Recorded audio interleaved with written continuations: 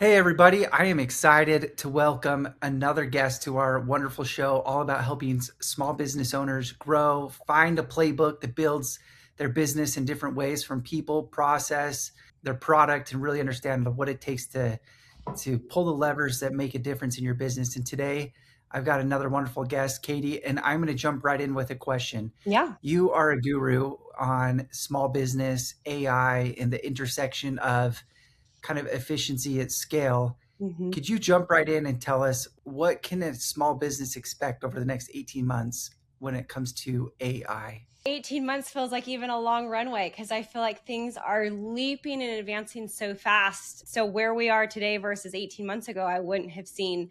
But I would say, big picture, we're going to see more agentic work, right? Kind of the first iteration of AI was people are using it for content creation and research, and I mean, a lot of different things. But we're really starting to see that loop going more toward building agents that are talking to each other, scheduling tasks, and more of that systems and kind of that automation. And just seeing from a small business standpoint, we're seeing people that are literally, they didn't have the budgets to hire big agencies, and now they have the tools to be able to do these kinds of things with vibe coding and some of the different chat features that we have. So I would say more agentic work and systems and automation is going to be really key. And for those that aren't familiar with like agentic AI, it's really just a matter of saying an agent. So instead of an employee, you can name an agent. I personally use an agentic agent that I've built for myself, and his name is Rex. It's And it's awesome. somebody I can text him via WhatsApp, and I can say, "Hey Rex, I need you to build this outline. Check my calendar for these conflicts." I can ask it to compose emails, scan my inbox, and give me a summary of, there's different tasks, and it's almost like a personal Yeah. assistant that it's an agent, right? And I think you're spot on. I think that's going to be the biggest move over the next 18 months with AI. I haven't had a guest like yourself that's super deep into AI yet. So I'm excited to get put on my nerdy hat with you Yeah. for just a few minutes and Yeah. we'll jam on some AI. Just in a conversation, I sat with some fellow business founders. They own, each of them respectively has a company in the 20, 25 million a year in revenue range. And both of them sat there in my office and said, we don't think AI is going to be super disruptive over the next 18 months. Hmm. What do you say, Katie? What do you think? I would respectfully disagree. I mean, Yeah. here's the thing. Is AI going to disrupt every single form of employment across the spectrum, especially in the 18 months? No. Is it going to replace my lawyer? Is it going to replace my doctor, my car mechanic? No. I think the biggest disruptors that we are seeing already and will just continue to see in mass are going to be a lot of the workers, like, people in the marketing space, people in accounting, people in, technical business skills. Those are being overhauled massively. There's a lot of fear, right? There's a lot of like, oh my gosh, is AI coming to replace me? Is it going to replace some? Yes, it already is. However, is it going to replace everybody? No, but to somebody listening that might be in marketing or accounting or, HR, any of those types of fields, I would say, as much as you can learn about AI now, get ahead of the curve. We're still very much in that early adoption stage. And so, when I look at hiring, for my company, like I'm literally onboarding somebody in 2 weeks. And like one of the biggest skills that I'm looking for is like, do you know how to use AI? I don't need you to be an expert, subject matter expert, and I don't need you to even be an AI expert. But do you have curiosity? Do you know how to like be curious and think and ask questions? So if you're dabbling in AI, wherever you start, that's way ahead of where I think most people are today, even. Yeah, agreed. There's a lot of first movers in any new technology, right? They're your first implementers, Yeah. and they're the early adopters. I mean, you think about the early adopters that adopted to iPhone versus how long it took my parents to get to the iPhone Right? stage, right? Yeah. Like there's always and that was like, a big change. Mhm. But AI, in my opinion, is the greatest disruptive Mhm. advancement that we have ever seen as a society. And Unquestionably. And I Unquestionably. think there's a lot of people that are still on the sidelines and not willing to admit that because they don't fully understand it. The more I dive deeper, the more intense this disruption feels to me. Yeah, I think there tends to be an uncomfortableness around what what we don't know. We don't know what we don't know, and so sometimes it's easier to kind of put your head in the sand and be like, "Oh, well, it's still right now it's still in the early stage and the bigger tech companies, it's infiltrating." Case in point, my husband just the other day was going through a drive-through and taking his order, it was a robot on the other side, and the only way I could Yeah, tell from the voice, but he kept playing with it to try to get it to fail, and he kept, instead of saying yes, like that's correct, he kept doing some passive, and finally a human came on. It is coming everywhere. And, I think to your point, it's like if you have a curiosity about it, like AI isn't going to go anywhere. It is infiltrated into our apps, into our email, into web browsers. Like it is here way faster than I anticipated that it would come. Like the acceleration is very fast. That's why I say I don't know where we'll be in 18 months. We literally could have robots walking around. But I would just say, like, don't delay in trying to experiment. A lot of people are still, in yeah. my opinion, at least how I'm seeing it, when I ask, like, hey, show me, how are you using AI and what tools are you using? A lot of people are still in that, like, well, I research it like Google. They're treating it like It's a Google. Google. Yeah, Mhm. it's a Google search. Yeah. Yeah. Well, Katie, this is what I want to do. I want to throw my show notes away, and actually want to dive. I'm going to go throw a curveball at you. Okay. Maybe what I'd like to do on this show is let's brainstorm for a few minutes for those small business owners or leaders that are listening to this on ways they can implement AI, ways they can learn about it. And then I want to talk about how do you actually hire with AI in the sense of how do you know how to ask the right questions that people are AI knowledgeable Hmm. versus getting the wrong candidate is like, oh yeah, I'm really good with AI, and it's them just asking like, what's the weather next week? They're very rudimentary skill level. But before we dive into all of that, because I think it's going to be a really exciting show, would you mind sharing just a little bit of your background, your story, who is Katie, and so we can get our listeners on the same page here? I run a small business. It's KS Marketing. My background has been in marketing, copywriting, branding for a little over 15 years. I have my master's degree in business administration. And I spent almost the last 9 years really in the mortgage space, the real estate and mortgage space, not as an originator, but I ghostwrite and create content specifically for top producers in that industry. I spent so many years learning the technical skills, like how to be a good ghostwriter and how to create content and put things together. And then, AI came on board just a couple years ago, and I very early like just jumped all in. I just had this natural curiosity of like, what is this and what can it really do? I think what sparked that curiosity for me is because I saw how many small business owners really struggle to create content. And nowadays, you really have to have a digital footprint. You have to have long form, short form content. It has to be good to keep attention.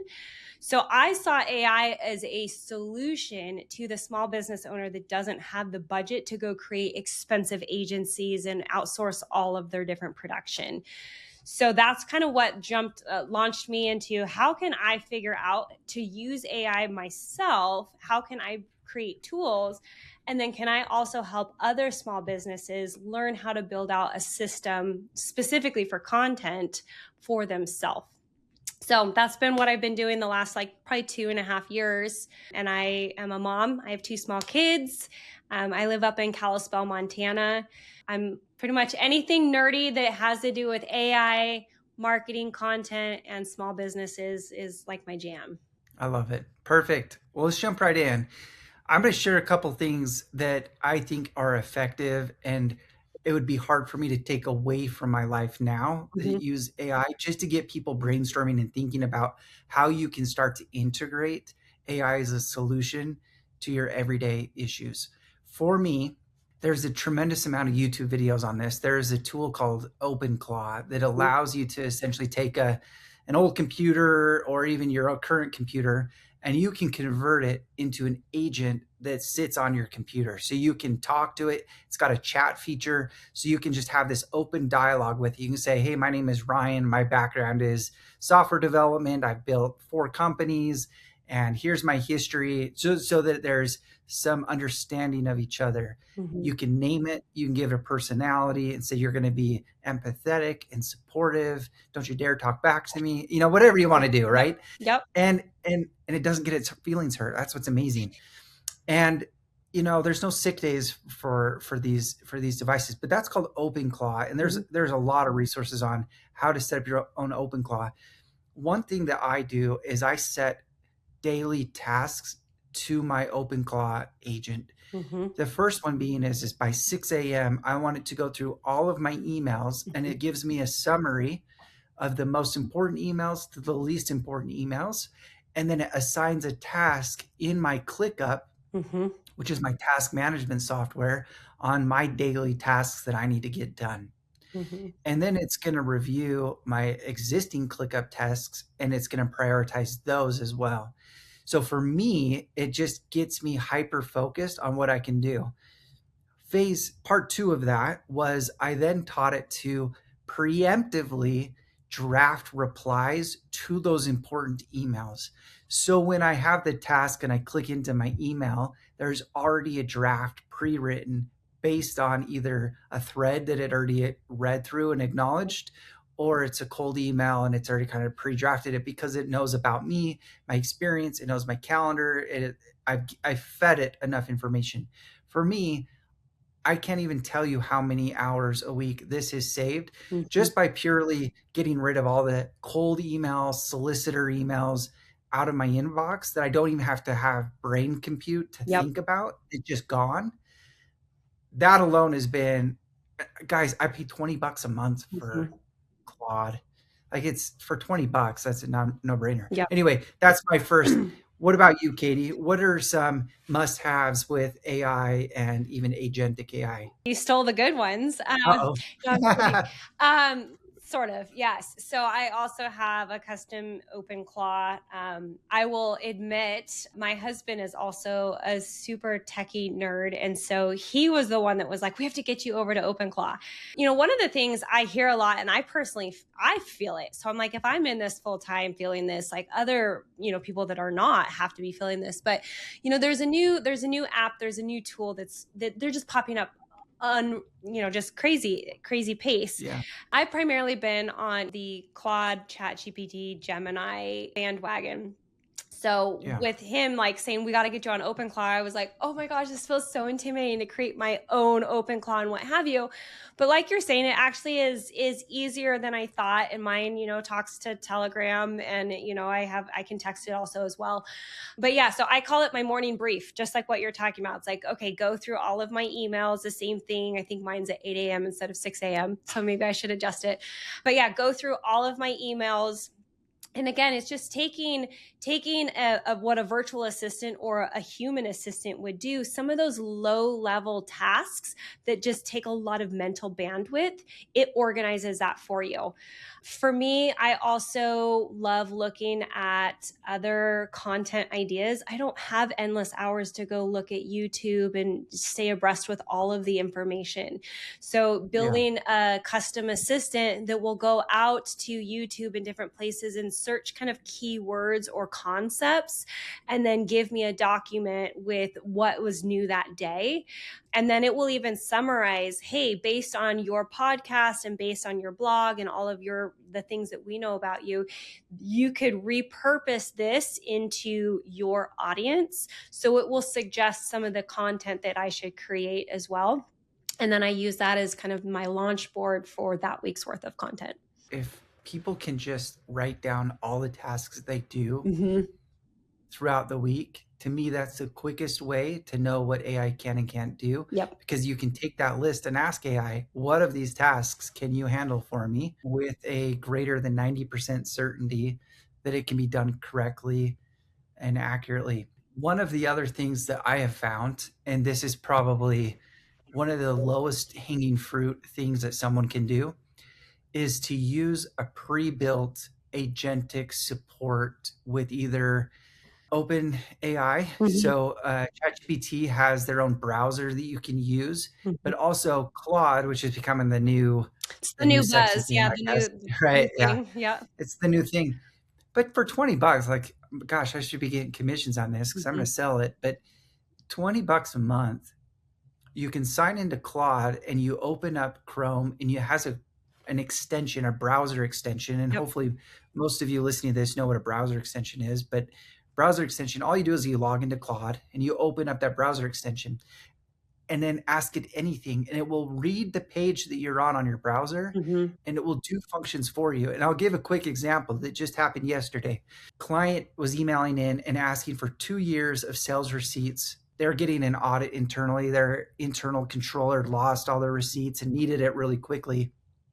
And I jumped in and I started going one by one by one to export it as a PDF, export as a PDF. And in my mind, I was like, oh my gosh, this is taking longer than I want because Yeah. I don't have enough attention span to process that many downloads.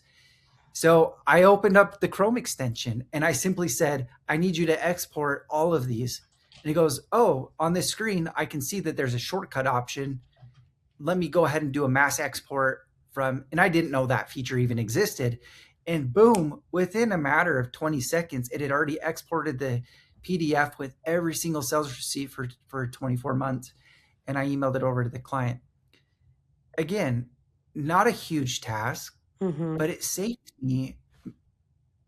me valuable time in that moment in the day where I had other things to get done. Yeah. So Claude Chrome extension is a great value just to keep it there to ask to do tasks in your browser alongside of you. Well, and you can even notify your browser. So like depending on the extent of the task that you're asking for, like you can ask it to do a certain task and then, it will say like notify me when it's complete, right? So Yes, uh, yeah. that's really great is that it will notify you. But I mean, there's even things that you can do, like if you want to do a competitor profile or an analysis.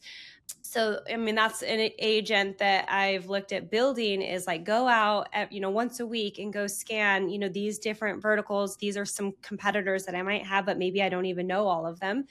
And then go scan, their content and their website, and it will give you like a summary every single week. So I like the browser because I can be looking on one's part and doing it, but it's really like you're just asking AI to do the work alongside that you're already doing. And it saves you so much time. That's right. Katie, your background is in marketing. And I think it would be a shame for us not to steal a little bit of that brain knowledge that Yeah. you have in there. So let's jam on like marketing with AI. What are some of the tips you might share to some of these small businesses out there on how they can use AI as part of their marketing? I've got a few ideas and some things we're doing as well that I'm happy to dive in and share. But Yeah. what do you think? What are some ways that you could use AI to help you with marketing? I always start at the foundations, right? This probably isn't the big sexy answer maybe that you're looking for, but I talk with a lot of people and when I ask them, okay, well, what are you doing for marketing currently and what is working or what is not? And they quickly jump to, here's the content that I'm creating. But when I pull away some of those pieces, their messaging is typically really disjointed and kind of fragmented all over the place. So what I see a lot of people skip is that foundational work. Like if I go look at any of your social media accounts or subscribe to your email or even look on your website, can I quickly understand what is your value proposition? What is your story? Who are you? Why are you doing this work? What value do you bring? And so when it comes to AI and wanting to use AI as like a, maybe a copywriter, for example, a lot of people will just jump into, any of the platforms and say, help me create a content strategy or help me write an email or whatever the task Yeah. is. But what they haven't done is actually trained their AI tool to sound like them. Now, the more you use it, obviously, the better it gets trained. But Ryan, if you were to hire me to be a ghostwriter or a copywriter for Ava HR, before I create a single piece of content or build a strategy for you, I would need to know like who are you? What audiences do you serve? What are your different offerings and what is your price point and how do you go, direct to consumer? Are you B2B? Like I'd really try to get really clear on who you are as a company and who you are as a founder. And then what I would do is I build out a brand book. Now, anybody listening, you could do this in your, yourself. Like go into your Yeah. AI tool and say, hey, I want to build a training module or a training guide that basically creates a digital double of my company. Right. So ask me clarifying questions. I always like to start with that. Ask me clarifying questions so that we can help build this out. So what I do on a technical level is I'm looking at like the brand foundations. I'm looking at your audiences. I'm looking at your story. What's your mission, your vision, your value prop? And then the other part is I'm looking at your voice because, I don't know about you, Ryan, but when I look on LinkedIn or some of these social media platforms, I'm like, man, that just sounds like ChatGPT threw up all over the page. Like people don't have, Yes. like they lose their voice or their brand voice because we don't know how to use AI in the best way as a writing tool. By feeding it a training document, which I call the brand book, that helps your AI now have a single source of truth to say when you create a brand or when you create any piece of content, filter it through here and make sure it's in my voice, speaking to my audience, keeping in mind my, all of my elements. That's really kind of That's what great. started my journey into that. Again, going back to supporting small businesses, it's expensive to hire a marketing agency that does content full time. Like you're going to have somebody that just does your email, then you're going to have somebody that just does paid ads, then you're going to have somebody that just does social media. And like it's really siloed really quick. But if you can think in how can I use AI to help kind of leverage that, build your brand foundational piece as a training guide, now you could go into your AI tools and, like you're suggesting, create an AI employee that does those different things and is trained to perform exceptionally well. Yeah, that's a fantastic use. I think a lot of people miss the power of brand Mm-hmm. and consistency of brand. And Mm-hmm. so they'll use AI just to ask it to do tasks, write this article, write this. And the AI is just going to do it, but it's going to forget the importance of consistency and the call to actions and the why behind the content. Whereas if you're building off of that with the saying, first you build the foundation, the tool, Mm-hmm. build my brand voice, build my brand kit, now create that in a markdown Mm-hmm. format that I can retain and use that as a base for all of my tasks.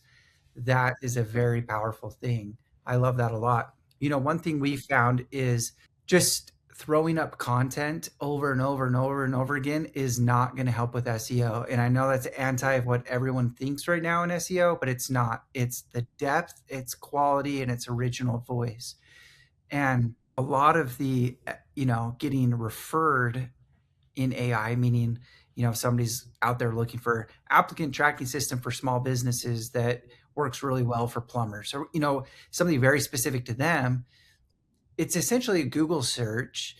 And so you're trying to get content to rank within the Google search. And so one of the greatest ways that you can do that is having, to your point, is brand voice, original thought, original content in with really deep siloed content as opposed to high quantity of surface level content Yep. that anyone and everyone can do. Yeah. And so are you familiar with the term GEO? Have you heard that? Yeah. Yeah. So generative engine optimization and then answer engine optimization. So, when you think of content, exactly what you're talking about, like, HR, what do you call it? Like a systems tracking, like an application tracking system for plumbers. Like that's super, super niched. Okay. Well, if that's what you do, then create content that speaks to that niche, but create content that goes really deep in that. AI That's loves right. to match answers with questions. So when you're starting to look at blog posts and different types of content and your H1 H2 headers are in the form of a question, that's because your LLM crawlers are looking for the answer or the answer that is going to best pair that question. So when it comes to to pairing that, your AI tools, they don't want to be wrong, just like humans don't want to give the wrong answer. So they're looking for content that has some of those keywords, but outside of just keywords, because it's more than that, it's wanting to make sure that there's that you have credibility. Do you consistently talk about this subject? Do you talk about it across multiple platforms? And do you have Right. credibility to be even talking about that? It'd be completely off brand for me to be talking about plumbing because I've never done anything plumbing in a day in my life. That would like throw the algorithm off completely. But because I talk consistently about AI strategies and marketing in the mortgage space, now I have tons of blogs and podcasts and, LinkedIn newsletters and stuff spread all over. So it looks at my knowledge graph and says, "Oh, we think Katie probably does know something about mortgage marketing because I've done it, really deep, like you're talking about." You're exactly right. Is consistency of that brand voice. I guess that's we're going to keep talking about that because that's so important. But I think it's also important to have a personal brand. Mm-hmm. And I know that you're a big advocate of building a personal brand. What are some things that entrepreneurs can do right now to kind of stand out from the competition by leveraging a personal brand? How do they start? Where should we start to build a personal brand? There is such a lack of trust. Like nowadays, we kind of have that natural propensity to be less trusting than more trusting.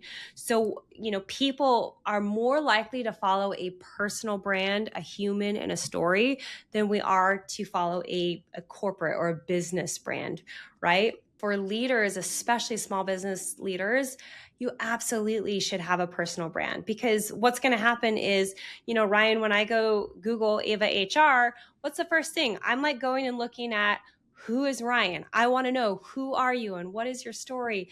Not because that just qualifies you per se, but like I want to do business. That's the beauty of a small business. We do business with people. I'm not trying to do business with Mhm. Microsoft or Nike. Like I want a human behind that.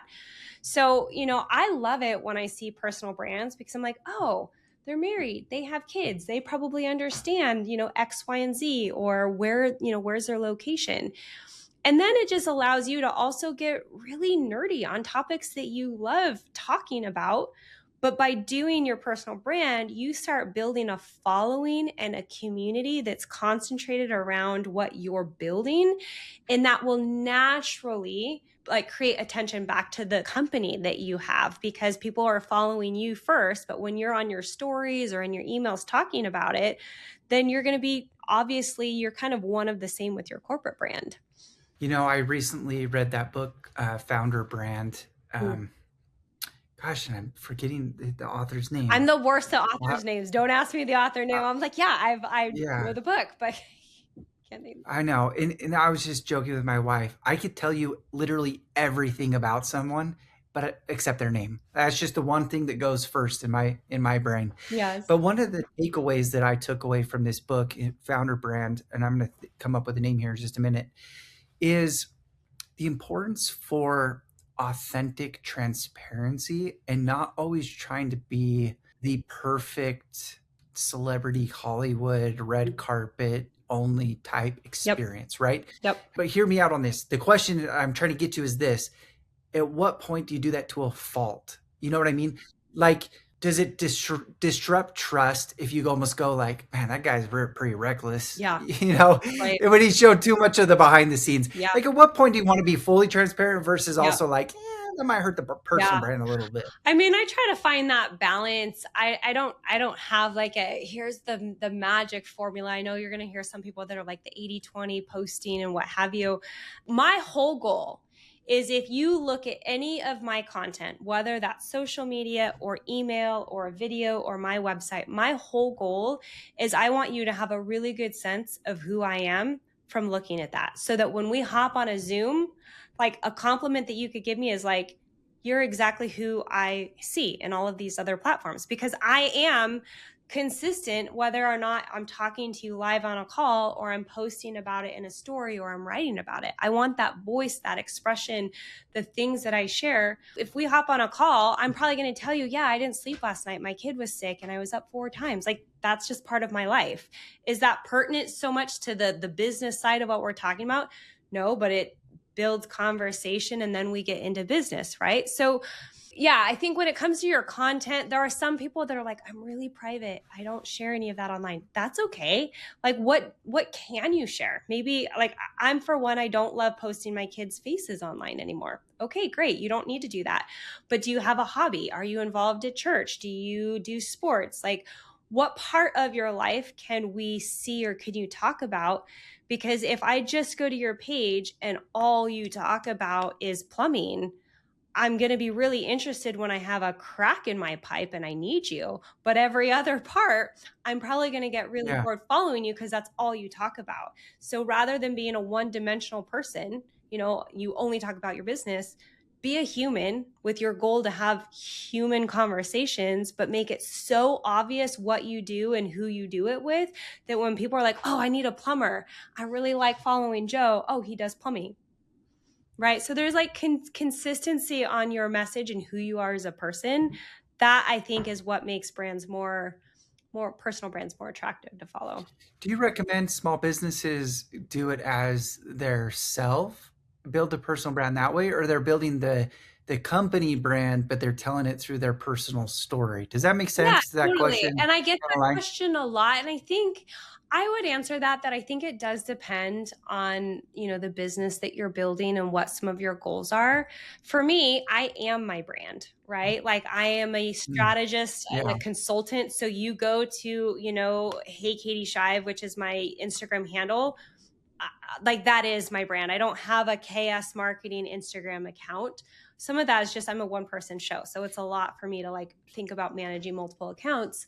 But, if you have a service based, if I am like a daycare provider or the plumber or, whatever, I probably would have it separate depending on the business, but be talking about it. I mean, loan officers, for example, I'm like, nobody wants to follow a loan officer. Like that's the most boring content to follow. Like you're buying a house maybe once every 10 years. I don't want to follow you.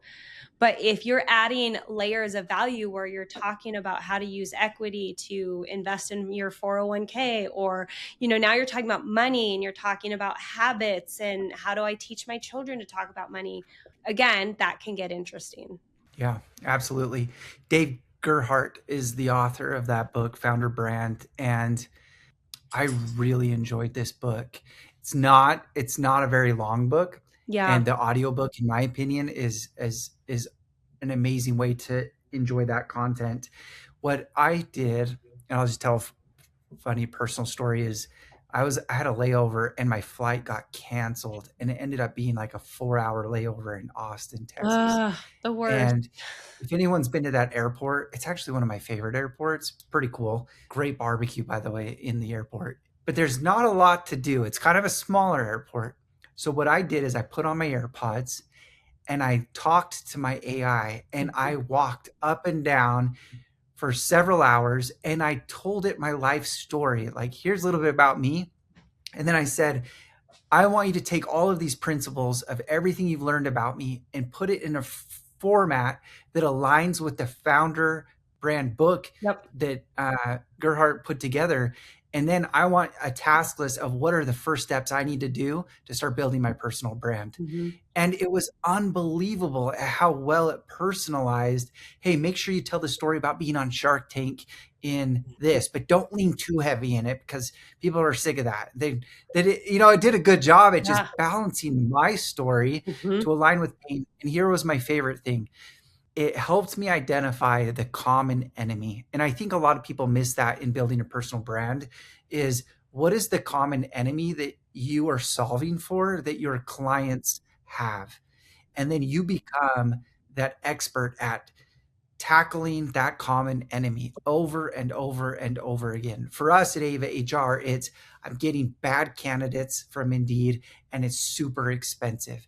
So, although Indeed is a wonderful partner, and we absolutely love Indeed, when you sponsor jobs there as a small business, sometimes you get a little more than what you can chew kind of a thing. And so we tell that story over and over again. And anyway, I just found that that's a great way to build your Yep. personal brand is going back to our AI conversation full loop here is tell it your story, align it with a framework, and then start with something. Well, and that's, I mean, gosh, I wish every person I talked to thought like you and was you, because it would be in a totally different conversation. But that's what I do on a one-to-one level, is I help Mm, people build out their brand foundations, because most people don't know even what questions to ask, right? right, So like you did a multiple hour or however long it was voice dump. So that's kind of what I do, is I interview founders. I asked them for 90 minutes, 5,000 questions from all over about their business, who they are. Like, I'm just like, let's have a conversation, but I'm distracting them to try to get them to answer certain things. Then I take that pure transcript, I run it through over 100 different prompts, and then I build them out like a 150-page brand book. And I'm profiling all kinds of things. wow, But now, what you have, to your point that you just talked about, is it's a brand document. The beauty of doing something like that is now you're platform agnostic. I can feed that to Claude, ChatGPT, right, or Gemini. And now, no matter what AI tool I use, even if it's OpenClaw, it's all filtering through the same mm, single source of truth, because it's your whole brand story. And the second to that is, you can hand it now if you have a VA, if you have an assistant, if you outsource that's right, work and they're going to do content for you. Now it's like, great, I don't want to spend 3 hours telling you my life story. I've already done that. And here is the document. And now you have everything that you need to go ghostwrite for me, because I have filtered through, and it's generative, meaning it's your own words. It's not like, here's what I think you should be saying. A lot of brands are almost schizophrenic, because they're a chameleon. They're trying to be what they think their audience wants them to be. And it's like, no, let's figure out who you are by telling it, and then build the brand foundation, like you're saying, from the inside out. so much healthier, right? It's Isn't it just freeing. exhausting It's for those freeing. people that just like they just feel like they got to say whatever their audience wants them to say, as opposed to getting clientele that are probably going to align deeper, stronger, become better referral framework and flywheel effect Yep. if they're aligned with who you really are. So great, Yeah. great idea. That's fantastic service you offer. Yeah. Yeah. Well, for anybody listening, I would definitely say, I mean, one, if you're interested, we can chat, but do what Ryan is saying. Like, do you use Whisperflow? Have you used I Whisperflow? don't. I've heard of it. Oh, I haven't go used it use though. Whisperflow. Whisperflow is great, but I put that on my computer and my phone. And so a lot of times, most of my content, here's what I do every week, you guys. I'm on 2 podcasts. I do an email, a blog, a LinkedIn newsletter, 2 podcasts, and a YouTube video. That's a lot of content to do and to produce for a single person. You guys, I don't have an assistant right now. Like, I'm hiring somebody, but I have been a one-person show with 2 small kids at home. So what I do is, I will, in the car, because I spend so much time in the car, is I turn on my AI in voice mode, and I brain dump. Hey, I just had a client call, and this was the objection that they had. Here's how Mm, I walked them through that. And they actually ended up, converting, and now we're working together, blah, blah, blah. I just like, what's the story? Because we all have pain points. People want to see themselves fitting inside the story, which is the solution that you offer, right? That's the common enemy. So yeah. I voice dump that. And then, a day or two later, when I go back to my desktop and I have some time, then I will tell my AI assistants, go write a blog, go write this, all of these pieces of content. But I fed it the brain knowledge. So it's based off of my idea. I'm not repurposing and knocking it off from the person down the street. It's my original thought. So that's how I do my content, is I do one core idea, and then I repurpose it on multiple pieces. But activate your voice talk to your AI while you're driving, while you're at the gym, while you're on a walk. Most of my content all comes while I'm in motion, and then I piece it together when I get back to my computer. It's scary, It's right? scary. Yes, I it's think so that's scary. what's so weird. It's like I'm talking to a non-human. Mm-hmm. It just feels A little sci-fi-ish bit. and it's got all the feelings. But Katie, you've been an absolute wonderful guest. Thank you so much for taking some time with us to talk through some AI brainstorming. You mentioned your Instagram handle, Hey Katie Shive. Yep. But any other ways people can follow you and get in touch with you if they want to take advantage of some of those services you offer? Yeah, so my website is katieshive.com. And then I'm also really active on LinkedIn. You can just Google or LinkedIn search my name.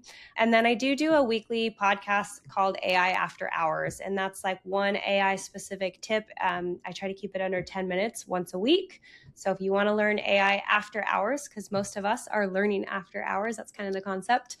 But yeah, go to my website, katieshive.com, and you can pretty much find everything you need there. Oh, absolutely. Thank you so much, Katie. Have a wonderful day. And I really, again, appreciate you coming on. Yeah, thanks for having me.